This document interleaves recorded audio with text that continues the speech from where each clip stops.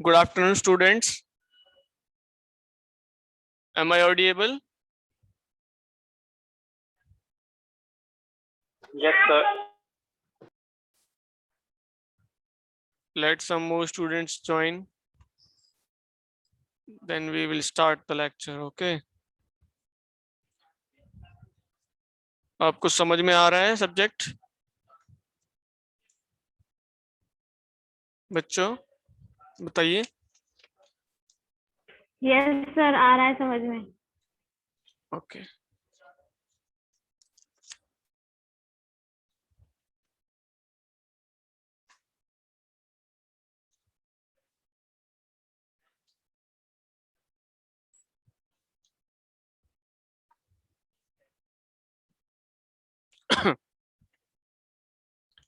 So in our last class we discussed about one numerical and your force analysis. We finding the torque, thrust on bearings, crank effort, okay, and also we discussed about the single and double acting systems.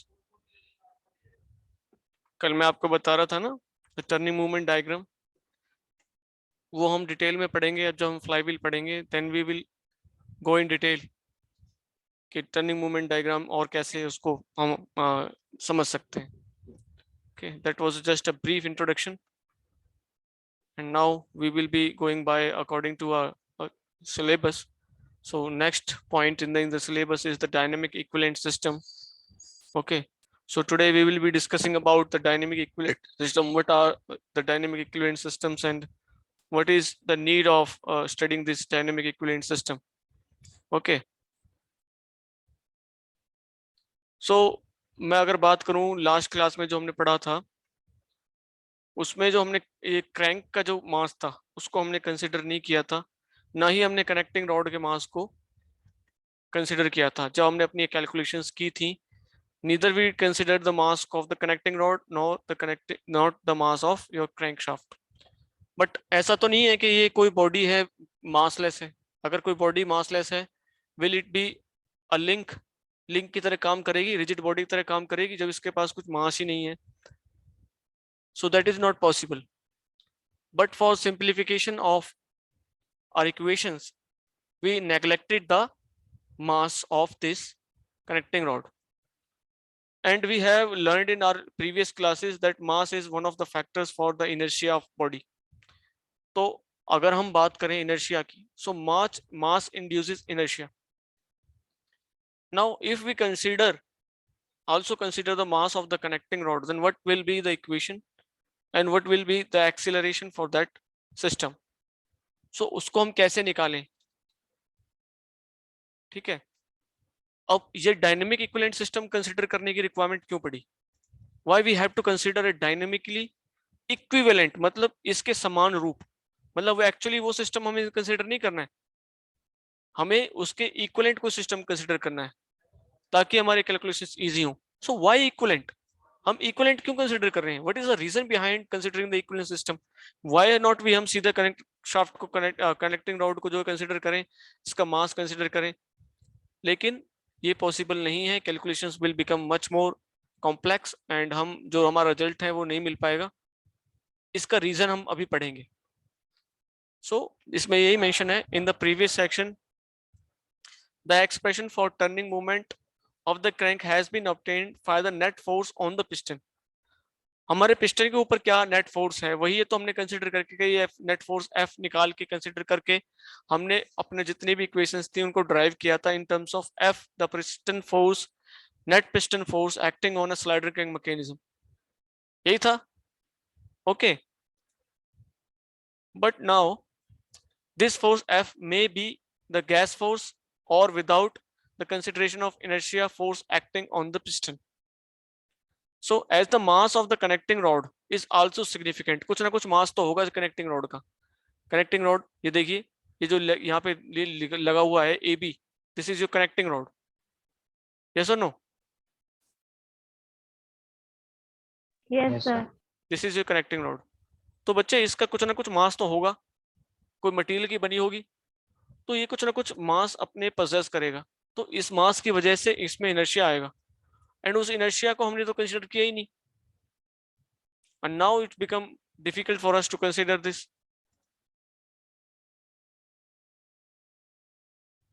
So यही कह रहा है ये कि as the mass of the connecting rod is also significant, the inertia due to the same should also be taken into account. जब हम actual calculations कर रहे हैं तो हमें ये लेना पड़ेगा, otherwise there will be a deviation in our calculations, जो प्रैक्टिकली हम करके देखेंगे वो तो कुछ डेविएट करेगा हमारे थ्योरेटिकल रिजल्ट से, तो उसको हमें जो है कम करना है, नेग्लेक्ट करना है एरर को, तो ये हम कंसिडर करेंगे। As neither the mass of the connecting rod is uniformly distributed. अब देखो यहाँ पे हम कहाँ पे इसको सेंटर ऑफ मास कंसिडर करें, कनेक्टिंग रॉड की अगर बात करें, लीनियरली डिस्ट्रीब्यूटेड तो नहीं है कनेक्टिंग रॉड की हम पोजीशन, कभी देखो आप स्ट्रक्चर देखना किस तरह का होता है।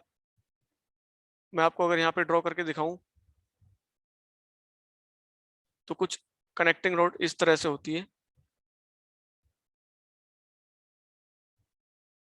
फिर ये यहाँ पे गजिन पिन के साथ कनेक्ट होती है सिलेंडर में, एंड ये क्लियरली मैं अभी दिखा नहीं पाऊंगा आपको, you can see and browse from internet, देख के आप देख सकते हो कनेक्टिंग रॉड के क्या डायमेंशंस होती है, कैसी होती है, वहां से आपको पता चल जाएगा, दिख जाएगा। ओके, तो कहने का मतलब ये है कि उसका लीनियरली डिस्ट्रीब्यूटेड मास नहीं है। और दूसरा ये कि मैं एक चीज और आपको समझाऊं कि जो इसका मोशन है, क्या आप उसको परफेक्टली रेक्टिलिनियर मोशन कह सकते हैं, कि जो ये हर एक पॉइंट है इसमें मैं अगर पॉइंट छोटे छोटे पॉइंट्स कंसीडर करूं, यहाँ पे यहाँ पे यहाँ पे यहाँ पे यहाँ पे यहाँ पे, तो मुझे बताओ हर एक पॉइंट का क्या मोशन यूनिफॉर्मली डिफाइंड है? जब ये मूव नो करेगी सर। तो ये वाला पोर्शन ज्यादा तेज ऊपर जा रहा है, ये जा रहा है, देखो तो एक एक तरह से नॉन यूनिफॉर्म मोशन है इसका। सो ना तो इसका यूनिफॉर्मली डिस्ट्रीब्यूटेड वेट है, ना ही यूनिफॉर्मली डिस्ट्रीब्यूटेड इसकी जो है आपका जो है मोशन है, यानी परफेक्टली रेक्टिलिनियर मोशन अगर आपका हो तो कैसे हम कंसिडर करें, क्योंकि हमारे पास इक्वेशंस ही नहीं है इस तरह के किसी मोशन को डिफाइन करने के लिए। तो it becomes very difficult and complex for analysis of this type of systems where there is a no uniform distribution of mass and non specified motion of the shaft और ये connecting rod। तो इस तरह के systems के लिए हमें कोई और सिस्टम मानना पड़ेगा जो जो इसका मास है टोटल वही इस तरह का मास हो, लेकिन एक कंसंट्रेटेड पॉइंट पे हो, ठीक है, ताकि हम उससे इक्वेशंस ड्राइव करके हम निकाल सकें अपना एक्सेलरेशन एंड फोर्स। ओके, तो ये समझ में आया कि डायनेमिक इक्विवेलेंट सिस्टम हम क्यों कंसीडर कर रहे हैं, because neither the mass of the connecting rod is uniformly distributed nor the motion is linear, it's inertia can not be found in such cases. Usually the inertia of connecting rod is taken into account by considering a dynamically equivalent system. Okay, so for that we consider dynamically equivalent system. So the dynamically equivalent system means a rigid link is replaced by a link which has two masses in such a way that it has the same motion as the rigid link। जो हमारे connecting rod का motion है बिल्कुल वैसा ही motion करेगा वो when subjected to the same force। जो हमारी force जो हमने connecting rod पे लगाई थी वही force अगर उस पर हम लगाते हैं it will behave in the same motion। That is, the center of mass of the equivalent link may have the same linear acceleration and the link has same angular velocity or you can say angular acceleration। Getting my point? So यहाँ पे आप figure देखोगे, ये A figure shows a reduced body of mass m with the center of gravity यहाँ पे G है and there is an offset E where the force is acting on this body F and because of this force F and E offset there will be a couple। यही होता है नहीं होता कि जब भी हमारा दो फोर्सेस एक्ट करेंगी, एक तो यहाँ पे ग्रेविटेशनल फोर्स ये हिंज है, अगर हम इसके अबाउट इसको रोटेशन दें then E will be the perpendicular distance to the line of action of this force F due to which a torque or then you can say the movement will be induced on the system and the force कितना हो जाएगा, वो जो torque हो जाएगा that is F into E। yes or no? Yes sir. so ये यही कह रहा है ये, let it be acted by a force F which produces a linear acceleration.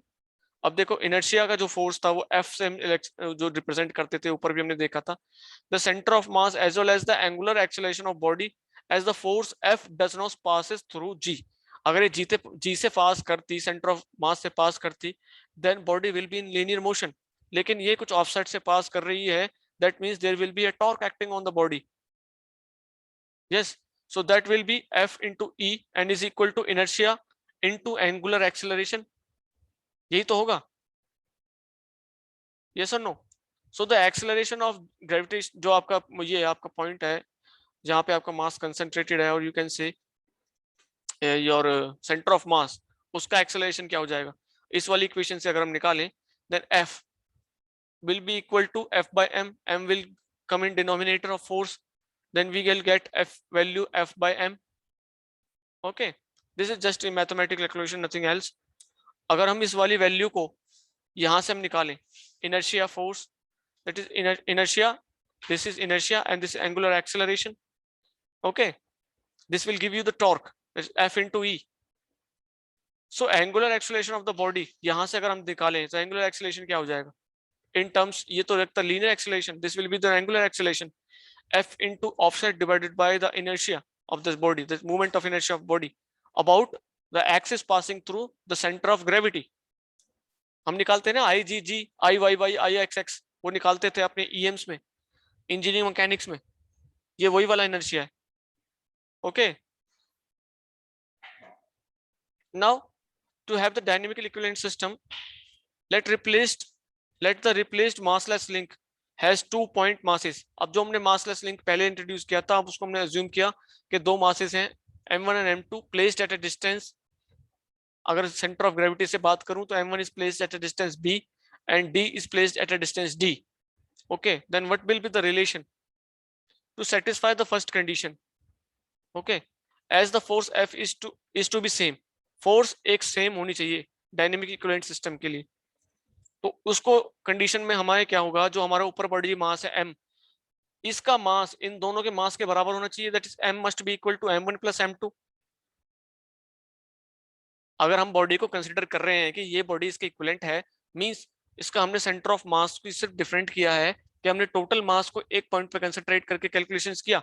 लेकिन अगर हमें ये दोनों बॉडीज को सेम रखना है तो इसका टोटल मास, अगर मैं पोर्शन m1 और m2 की बात करूं तो इनका समीशन m के बराबर होना चाहिए कि नहीं होना चाहिए? बताइए.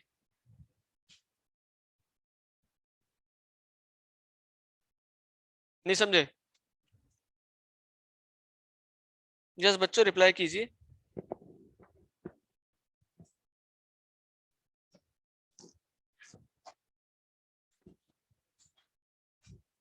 Yes, am I audible? Yes sir. हाँ वो बताओ बच्चे, बताइए, मैं जो पूछ रहा हूँ उसका जवाब तो दीजिए. समझ में नहीं आ रहा तो बताइए मुझे, क्या चीज समझ में नहीं आ रही? यस अमन, आशुतोष सिंह यादव. सर ये जो अभी बताया आपने वो बता दीजिए फिर से रिपीट. क्या क्या मैं समझे नहीं, क्या रिपीट करूं, बताओ. सर जो आप क्वेश्चन पूछ रहे थे. मतलब अच्छा क्वेश्चन पूछ रहा था. मैं ये कह रहा था, मैं एक डायनेमिक इक्विवेलेंट बॉडी कंसीडर कर रहा हूँ जिसका मास m है और उसका मास, टोटल मास एक सेंटर ऑफ ग्रेविटी पे कंसीडर करके मैंने कैलकुलेशंस की, बिकॉज जो हमारी कनेक्टिंग रॉड थी उसका मास यूनिफॉर्मली डिस्ट्रीब्यूटेड नहीं था, ना ही उसका परफेक्टली जो मोशन था पूरी शाफ्ट का एक यूनिफॉर्म लीनियर मोशन था. तो हमें एक इक्विवेलेंट सिस्टम मानना पड़ा जिसका मास m था and is concentrated on a point जो G था वहां पे. और फिर हमने फोर्स लगाई उसको, जो टर्निंग मूवमेंट एक्चुअली में हमारी क्रैंक शाफ्ट पे था, कनेक्टिंग रॉड पे था, वही हमने उसको देने की कोशिश की. लेकिन अब मैं क्या कह रहा हूँ कि हम वो जो मासलेस हमने माना था उस पर मैंने दो मासेस रख दिए eight a distance d from centre of gravity, दूसरी साइड में, राइट साइड में, एंड लेफ्ट साइड में मैंने मास रखा m1 eight a distance b from the centre of gravity. तो मुझे ये बताइए, नेट मास मेरा बराबर होना चाहिए कि नहीं होना चाहिए? जो मैंने इक्विवेलेंट बॉडी मानी m, उसका मास मानो मैंने 10 kg माना, और यहाँ पे जो मैंने मासलेस बॉडी मानी थी उसके दो पॉइंट्स पे मैंने मास रखा 6 kg एंड 4 kg, सो दोनों का सम 6 + 4 = 10 होना चाहिए कि नहीं होना चाहिए? Yes sir. तो यही तो मैं पूछ रहा हूँ कि m जो हम कंसिडर कर रहे हैं, क्या वो m1 + m2 के बराबर होना चाहिए कि नहीं होना चाहिए, जो एक्चुअल बॉडी हम मासलेस मान रहे थे पहले. Now we have placed two masses at a distance b and d with respect to the axis that is passing through the center of gravity. Yes or no? Yes sir. बस यही पूछा है मैंने, और क्या पूछा है? यही कह रहा है, to satisfy the first condition as the force F is to be same, the mass of the equivalent masses m1 and m2 must be equal to the m to that of the same acceleration, thus m is equal to m1 plus m2. ये इतनी सी equation define करने के लिए इतना लंबा चौड़ा मैंने आपको भाषण दिया. Okay, to satisfy the second condition, that means the numerator Fe, this is a numerator, and denominator, that is inertia, must remain the same. F is already taken the same, thus E has to be same, which means the perpendicular distance of F from the gravity point of gravity जो है आपका center of gravity should remain same, or combined center of masses of the body should remain same. This is possible only when m1 b1 और m2 b2 equal हो, means m1 into b की multiplication plus m2 into d की multiplication बराबर होंगी, then only this equation will satisfy. This is the condition. ठीक है, for the system to be in dynamic equivalent system, to have the same moment of inertia of equivalent system. अब moment of inertia भी same रहे दोनों के लिए, actually जो हम कर रहे हैं वो प्लस जो हमने कंसीडर किया है उसको, दोनों को कंसीडर कर रहे हैं हम. तो उन दोनों केसेस को अगर हम इक्विवेलेंट करेंगे, देन नेट फोर्स जो है, नेट आपका इनर्शिया है, that is m into B square plus m2 into b d square. ये नेट हमारा जो इक्विवेलेंट सिस्टम का इनर्शिया था उसके बराबर आना चाहिए.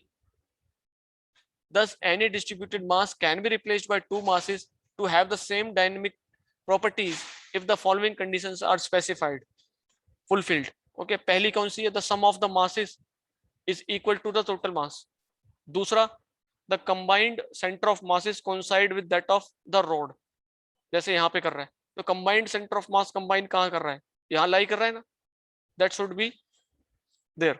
The moment of inertia of 2 points, जो हम ये वाली इक्वेशन निकाली है ना, ये वाली, this I is equal to I m1 b square plus m2 d square, that must be satisfied. So the moment of inertia of two masses about the perpendicular axis through their combined masses, center of masses is equal to that of जो rod का आपका inertia था. अगर कोई भी systems को आप dynamically equivalent system मानते हैं, so these three conditions must be satisfied, fulfilled, or you can say. ये क्लियर हुआ? Yes sir. Yes sir. बस ये वाला टॉपिक जो है, बस ये 2-4 पॉइंट्स जो भी रह रहे हैं यही है हैवी, इसमें बाकी कुछ नहीं है, बहुत इजी है. इक्वेशंस यही है, चलती रहेंगी आगे. बैलेंसिंग कुछ नहीं है, सिंपल सा मैं आपको ट्रिक्स बता दूंगा, बैलेंसिंग का हो जाएगा, उसमें भी कोई दिक्कत. Gyroscope is very easy, flywheel is very easy, just formula based systems है. बस आपको ये पता होना चाहिए कि फॉर्मूला हम कैसे ड्राइव करके लेके आ रहे हैं. Okay, if you know the derivation, भी बेसिक पीछे कॉन्सेप्ट क्या है, then you can easily derive the formula in the paper. याद करने की जरूरत भी नहीं है, पर मैं यही चाहूंगा कि आप फॉर्मूलाज को याद कर लें बेसिक्सली. उसका जो ओरिजिन है वो आप ध्यान रखें कि फॉर्मूला कैसे ड्राइव हुआ है, what is the driving forces, कि किसके थ्रू ये किया है, कौन कौन से हमने इसमें पैरामीटर्स को कंसिडर किया है. जैसे हमने L/R का रेशियो रखा n, तो n हमें ये पता होना चाहिए. फिर हमें बीटा को हमने थीटा के कन्वर्ट किया, वो हमें पता होना चाहिए. तो वो चीजें एक बार मेमोराइज कर लेंगे, then you will be able to answer the questions. Okay, so यहाँ तक किसी को कोई डाउट है तो पूछो, फिर हम इनर्शिया ऑफ कनेक्टिंग रॉड की बात करते हैं. अभी हम डायनेमिक इक्विवेलेंट सिस्टम की बात की थी, now we consider the inertia of connecting rod.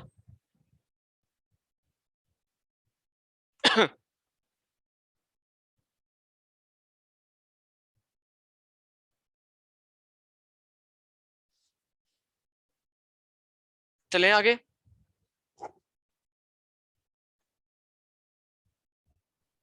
बताइए. Yes, students, shall we proceed? Okay, sir. Yes. Okay, जब हम बात कर रहे हैं इनर्शिया ऑफ कनेक्टिंग रॉड के ऊपर, हम इतना जो झमेला करके आए हैं, उनसे हमें तीन चीजें पता चली डायनेमिक इक्विवेलेंट सिस्टम के लिए कि नेट मास, मास ऑफ जो डायनेमिक सिस्टम हमने कंसिडर किया उसके बराबर होना चाहिए, प्लस सेंटर ऑफ मास से जो एक्सिस है इनर्शिया निकाली है जिस एक्सिस के अबाउट, वो दोनों सिस्टम्स की सेम होनी चाहिए। ठीक है, सो वही हम यहाँ पे इस्तेमाल कर रहे हैं equations, that let the connecting rod be replaced by equivalent mass link with 2 point masses as shown in figure। देखो ये वाली जो फिगर है इसमें, let m be the total mass of the connecting rod and one of the mass is to be placed at a small and b। ठीक है, यहाँ पे mb पे हमने रखा b मास, d पे रखा md mass. Okay, so taking bg की value we have b and dg की value you have d। So for that we condition mb into b must be equal to md into d। यही तो condition हमने ऊपर से derive की थी for system to be equivalent, और ये वाली सेटिस्फाई होने के लिए कंडीशन कहाँ गई, ये वाला, ये रहा। To satisfy the second condition the numerator, ये वाला, अगर हमें एंगुलर एक्सेलरेशन सेम रखना है दोनों बॉडीज का, तो ये वाली कंडीशन मैट होनी चाहिए। और हमारा नेट जो मास है वो m b plus m d, जो यून यहाँ पे 2 पॉइंट्स पे हमने डिस्ट्रीब्यूट करके रखा है, वो भी नेट मास के इक्वल होना चाहिए, नहीं होना चाहिए?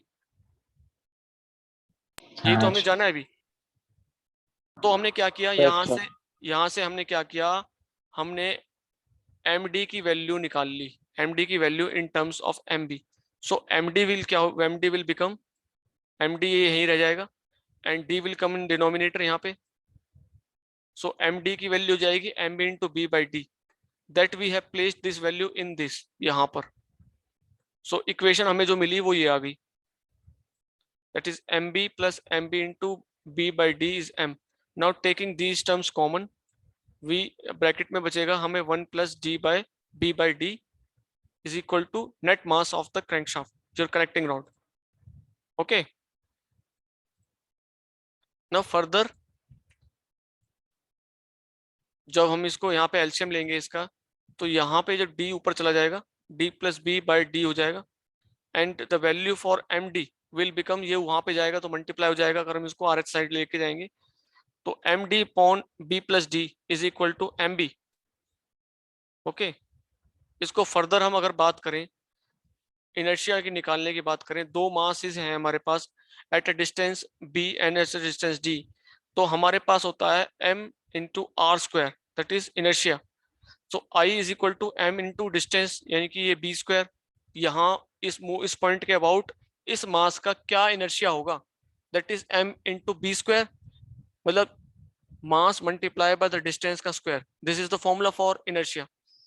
So mb into b square, similarly md into d square। So this net inertia, ये हमने ऊपर डिस्क्राइब किया था कि नेट इनर्शिया जो इन दोनों मासेस जो के प्रोड्यूस होगा about the axis passing through the centre of gravity must be equal to the equivalent moment of inertia, दो जो हमारी एक्चुअल क्रैंकशाफ्ट या फिर कनेक्टिंग रॉड देगी।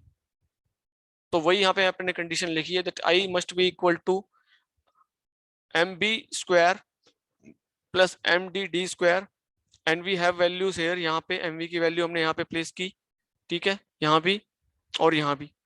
Then we get the equation that is I is equal to mbd, this will cancel out. Okay, ये वाली values cancel हो जाएंगी, it will equal to 1, so will we can multiply by 1, then mbd, that's I is equal to mbd। Okay, now एक चीज और मैं आपको बताऊं,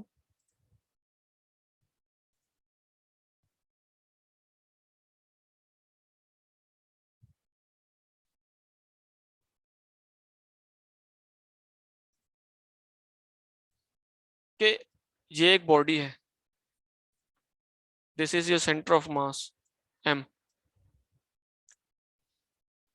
तो इसका यहाँ पे हम क्या करते हैं कि this is the point where the mass of the body is concentrated. यही तो सेंटर ऑफ मास होता है कि इस बॉडी पे हर एक पे अलग अलग जगह पे अलग अलग मास है। लेकिन हम कैलकुलेशंस के लिए क्या करते हैं कि हम इस बॉडी पे कोई एक पॉइंट मान लेते हैं। मान लो ये बॉडी 10 kgs की है, तो 10 kgs मास कहीं एक जगह तो कंसंट्रेट नहीं होगा, अलग अलग पॉइंट्स पे होगा। कुछ 10 ग्राम यहाँ, 5 ग्राम यहाँ, कुछ कहाँ यहाँ, बिकॉज यूनिफॉर्म शेप नहीं है। तो फॉर कैलकुलेशन क्या करते हैं हम कि एक पॉइंट मान लेते हैं जहां पे ये पूरा मास कंसंट्रेटेड होगा, that we called the centre of gravity of the body, कि जहां पे आपका नेट मास है एंड जहां पे आपका एक्चुअली जो नेट ग्रेविटेशनल फोर्स है उस पर एक्ट कर रहा है जी, वो हो गया। नाउ मैं एक डिस्टेंस मानता हूं यहां से के। सो ये के क्या है? सो के एक्चुअली एक इतना डिस्टेंस है, is the distance through which we can shift the center of mass so that the inertia of the body will not change। ठीक है, कि कितना हम सेंटर ऑफ मास को शिफ्ट करें उसकी एक्चुअल पोजीशन से, ताकि उसका moment of inertia I will not change. That K, that distance value is known as radius of gyration। Getting my point? then inertia will be equation जो है that will become mk square। okay, we can write this equation like this। समझे बात को?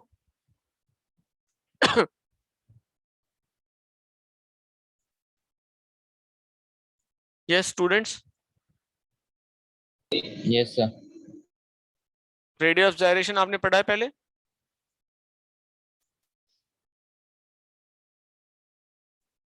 हम्म, have you? 12th class में पढ़ी थी। so you might remember the value that I is equal to mk square। so here let k is the radius of gyration of connecting rod about an axis through the center of mass p g perpendicular to the plane of the motion। Then ये जो आई की value है इसको हम equate कर सकते हैं M के स्क्वायर से।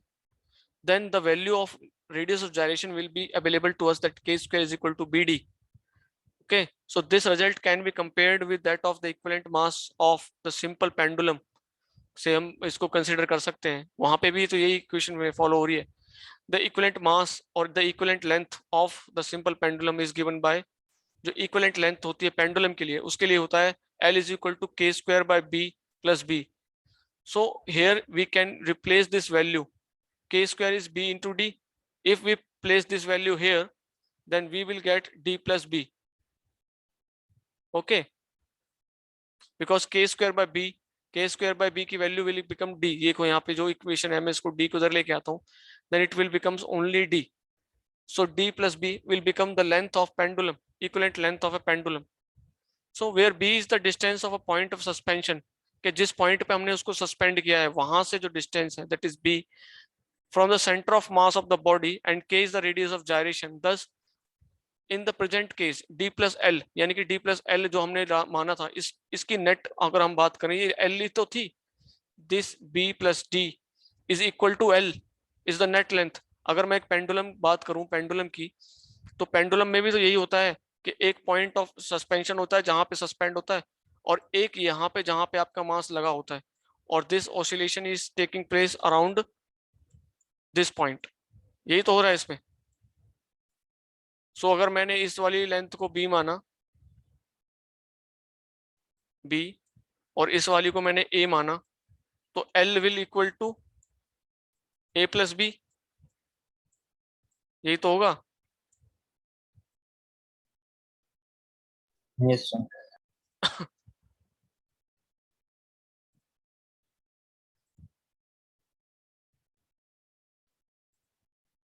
यही कह रहा है ये भी यहाँ पे।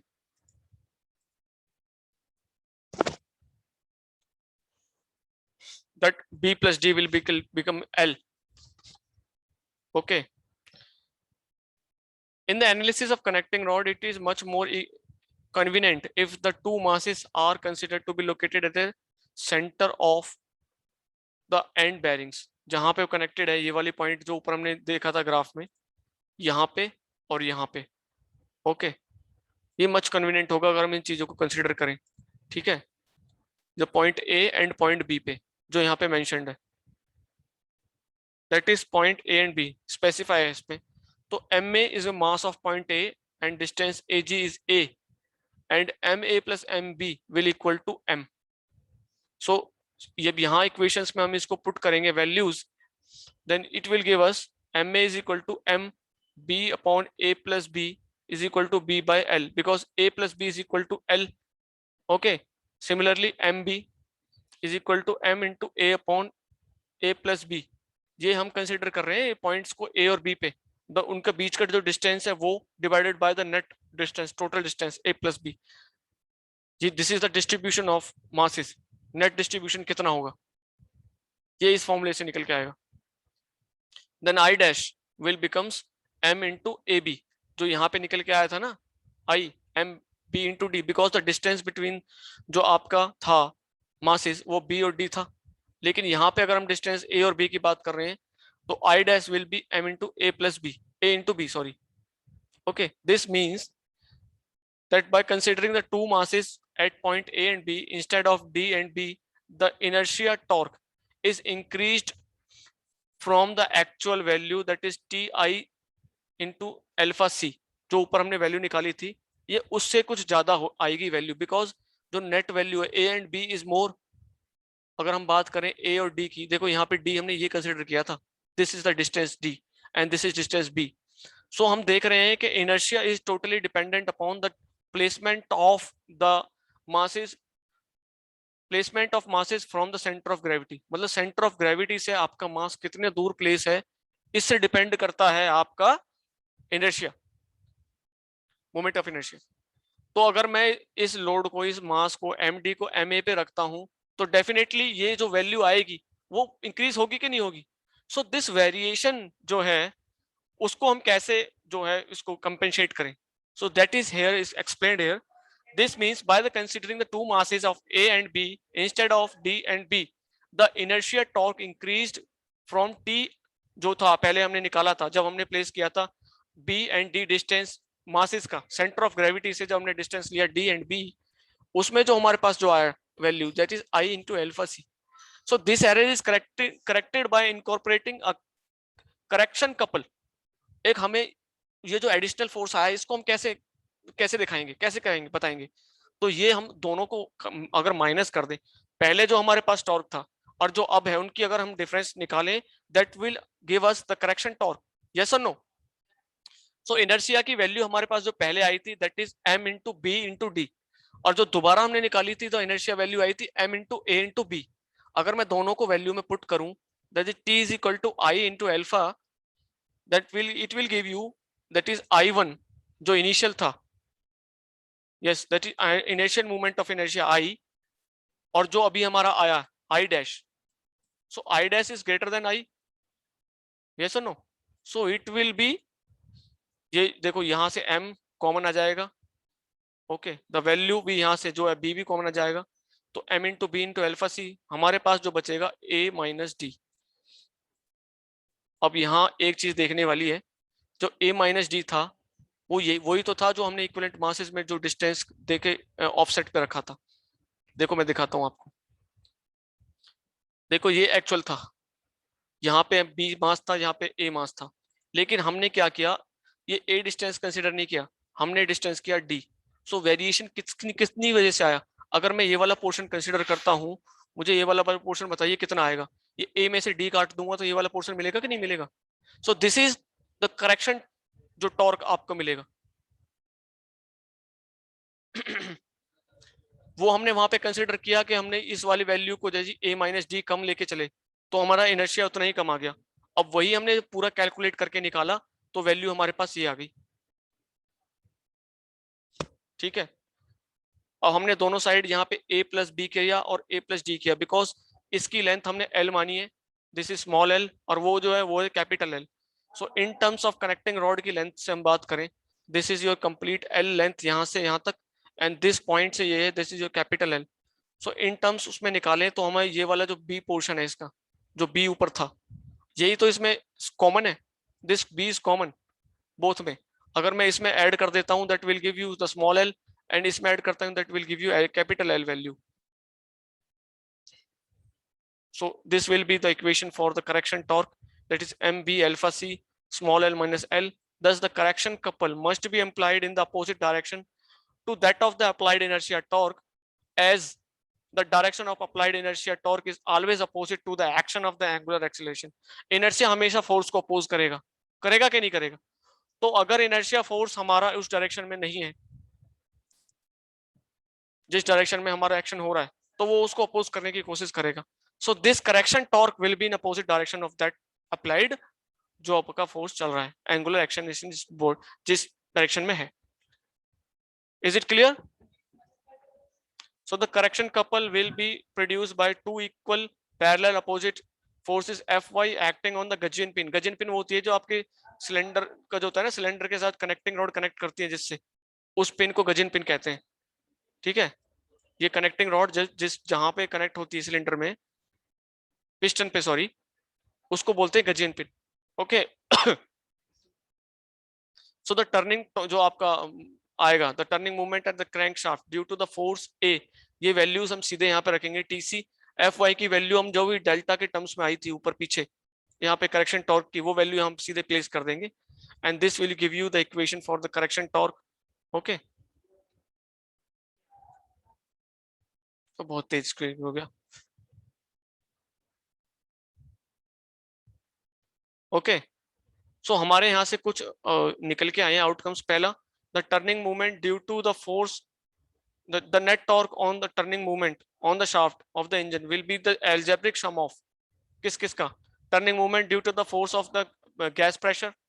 दूसरा, inertia torque due to the inertia force as the piston as a result of inertia of reciprocating masses. Okay. And the inertia torque due to the weight of the force. Connecting rod का भी अभी हम consider करेंगे. The inertia torque due to the correction couple TC. This is additional जो हमने पहले classes में नहीं पढ़ा. Now turning movement due to the weight of the piston in case of vertical engine. ये तो हम पहले भी पढ़ चुके थे कि वर्टिकल इंजन में we have to consider the mass of the piston. Yes और नो? समझे बात को? So this is a little bit tricky. ऐसा कुछ नहीं है, but you if you revise this you will come to know it is a very quite easy thing. ठीक है, तो ये चीज को रिवाइज करो. पहले रिवाइज करोगे तो आपको समझ में आएगा. अभी मैं आपको ये बुक शेयर कर देता हूँ so that you can easily understand कि कैसे क्या हो रहा है.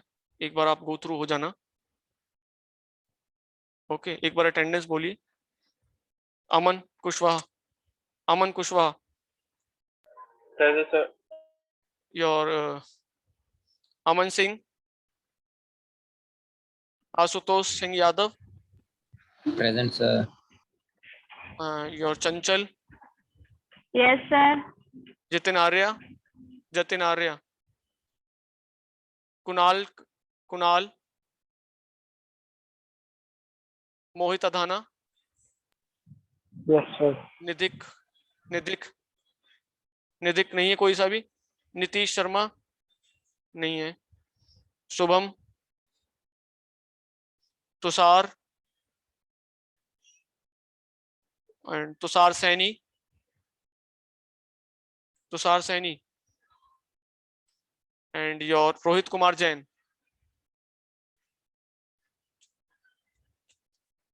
किसी के बच्चे की अटेंडेंस नहीं लगी हो